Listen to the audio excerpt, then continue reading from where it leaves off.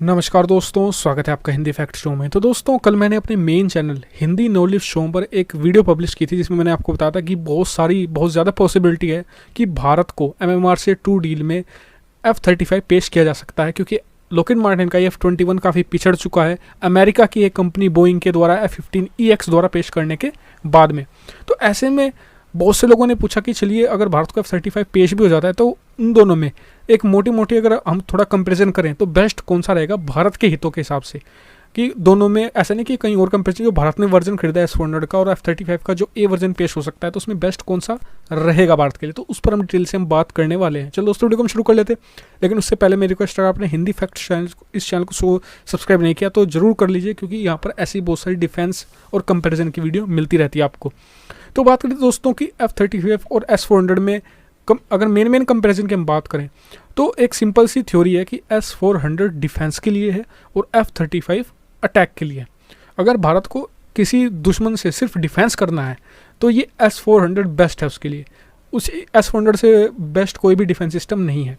वहीं बात करें कि अटैक के लिए, तो अटैक के लिए F-35 को एक बेस्ट एयरक्राफ्ट माना जाता है, सबसे बेस्ट मतलब फाइटर जेट में से एक चुना जाता है। दुनिया में अब तक 5वीं पीढ़ी के लड़ाकू विमान है, दोनों अमेरिकन है, एक F-22 रैप्टर है और उसका छोटा भाई है F-35। तो अब बात कर लेते हैं कि S-400 के क्या क्या एडवांटेज है चीन और पाकिस्तान के परिप्रेक्ष्य में। देखिए, S-400 अगर भारत आता है, जैसे कि डील हो चुकी है लगभग और उसके हालांकि लेट हो रही है डिलीवरी, तो S-400 क्या कर सकता है? S-400 पाकिस्तान से आने वाली सारी की सारी जिनकी पाकिस्तानी मिसाइल है सारी की सारी रोक देगा। भारत ने सफिशिएंट मात्रा में जो बैटरीज हैं S-400 की, यानी कि जो सिस्टम्स हैं, वो खरीदे हैं। और इसका जो रेडियस है करीबन 400 किलोमीटर का है। 600 किलोमीटर के रेडियस में ट्रैक करता है और 400 किलोमीटर के रेडियस में ये मतलब कि मार्कर गिरा सकता है। यानी कि अगर कोई ऑब्जेक्ट 600 किलोमीटर दूर से उड़ा है तो उसे वहीं पर ट्रैक कर लेगा, और जब जैसे ही वो 400 किलोमीटर के रेडियस में आएगा ये उसे मारकर गिरा सकता है। दुनिया का सबसे बेस्ट डिफेंस सिस्टम है, नो डाउट। अब बात कर लेते हैं F-35 की पाकिस्तान के परिप्रेक्ष्य में। F-35 क्या कर सकता है? F-35 पाकिस्तान में घुसकर कहीं भी कार्रवाई कर सकता है। पाकिस्तान के पास कोई भी रडार नहीं है। मैं फिर से मेंशन कर दूं आप क्योंकि इसे रोकने के लिए सिर्फ एक ही रडार है, वो है S-400, लेकिन वो भी 50-50 है, यानी कि 50% रोक सकता है, 50% नहीं रोक सकता। कोई मतलब कि ऐसा फोर श्योरिटी नहीं है। और पाकिस्तान के पास S-400 के मैच की भी कोई भी रडार नहीं है। और F-35 अपने मामले में बेस्ट माना जाता है। यानी कि अगर अटैक, सर्जिकल स्ट्राइक और तीसरी चीज़ सर्विलांस, यानी कि इसका आपको बताऊँ, इसका ट्रैकिंग एरिया 300 किलोमीटर का है। यानी कि 300 किलोमीटर, जैसे कि अगर आसमान में उड़ रहा है तो 300 किलोमीटर के आसपास ही पता कर सकता है कि कोई फाइटर जेट उड़ रहा है या कोई एयरक्राफ्ट है, क्या चीज़ है, उसे आसानी से ट्रैक कर सकता है। साथ ही इसमें हाईली एडवांस सेंसर लगे हुए हैं, यानी कि हवा में उड़ते उड़ते ये अच्छी खासी इमेज ले सकता है, सर्विलांस कर सकता है, जिससे कि दुश्मन के ठिकानों और उसके जो, जैसे कि खासकर पाकिस्तान की सीमा, सटी हुई सीमा पर जो आतंकी गतिविधि रहती है उनका पता लगा सकता है बिना पाकिस्तान की नज़र में आए हुए। और यानी कि प्योरली जो S-400 है वो कर सकता है सिर्फ डिफेंस, लेकिन F-35 को बनाया इसलिए गया है कि ये दुश्मन की अंदर तक टेरिटरी में जाए और वहाँ पर अटैक करे। उदाहरण के तौर पर आपको पता होगा कि 3 महीने पहले इसराइल, माफ़ कीजिएगा, ईरान और अमेरिका के बीच में इतनी सारी डिस्प्यूट हुए थे, इसराइल को लेकर भी बात ही हुई थी। तो इसराइल के पास F-35 थे, F-35 भेजकर उसने तेहरान, ईरान की राजधानी तेहरान के ऊपर उड़ाकर बहुत सारी इमेजेस ली थी और ये कंफर्म किया था कि जी बाद में कि हाँ, हमारे F-35 हैं, वो उड़कर गए थे और उन्होंने पूरी सर्विलांस की है ईरान के ऊपर, लेकिन ईरान पता नहीं लगा पाया था। तो यानी कि इसकी कैपेबिलिटी, मुझे ऐसा लगता है कि अगर भारत को आने वाले समय में एग्रेसिव रहना है तो उस मामले में F-35 एक बेस्ट एयरक्राफ्ट है। और वहीं बात करें S-400 की, S-400 अपने मामले में बेस्ट है, डिफेंस के लिए बना हुआ है मेनली।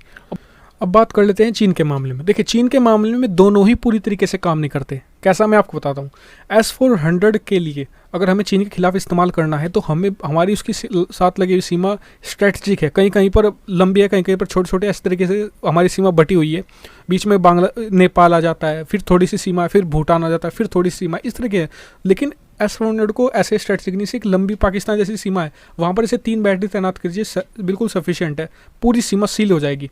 लेकिन चीन के मामले में दूसरी चीज़ें ये हैं कि चीन के रास्ते में पड़ता है हिमालय कई किलोमीटर का, तो इसलिए इसका ट्रैकिंग एरिया कम हो जाता है। वहीं बात करते हैं F-35 की, उसकी क्या लिमिटेशन है चीन के खिलाफ? ये एक सिंगल इंजन फाइटर जेट है। ये इतनी दूर उड़कर मतलब कि चीन के अंदर इलाकों में हमला नहीं कर सकता, लेकिन पहाड़ी इलाकों में इसकी अच्छी रेंज है। यानी कि पहाड़ी के इलाकों में जैसे कि आपको मैं बताऊं कि अगर हिमालय में जैसे कि डोकलाम वाला क्षेत्र है, वहाँ पर ये काफ़ी अच्छे से अटैकिंग कर सकता है। इसके अलावा ये चीन की जितनी भी कारगुजारियाँ चीन करता रहता है हिमालय क्षेत्रों में, सीमा भारतीय सीमा से टी मैकमोहन लाइन के आसपास, तो वहाँ पर उनका पता लगा सकता है बिना चीनी रडारों के पास आए से।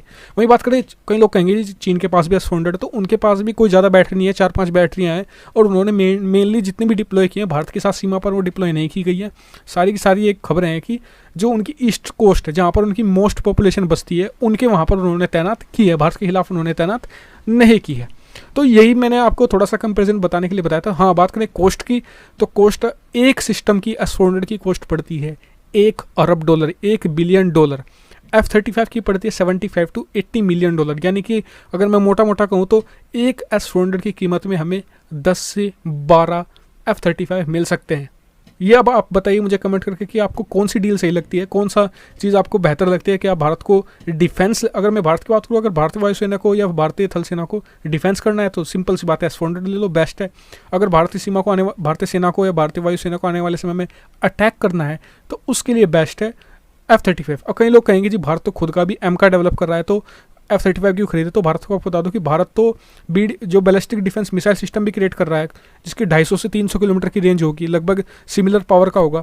तो फिर हमने S-400 क्यों खरीदा? समझ सकते हैं आप। तो यही मेरे एक छोटा सा कंपैरिजन था। आपका अगर आपको अच्छा लगा तो कमेंट करके जरूर बताएगा, साथ ही अपना व्यू पॉइंट भी जरूर दीजिएगा, चैनल को सब्सक्राइब कीजिएगा, वीडियो को शेयर कीजिएगा। Thank you very much for watching video.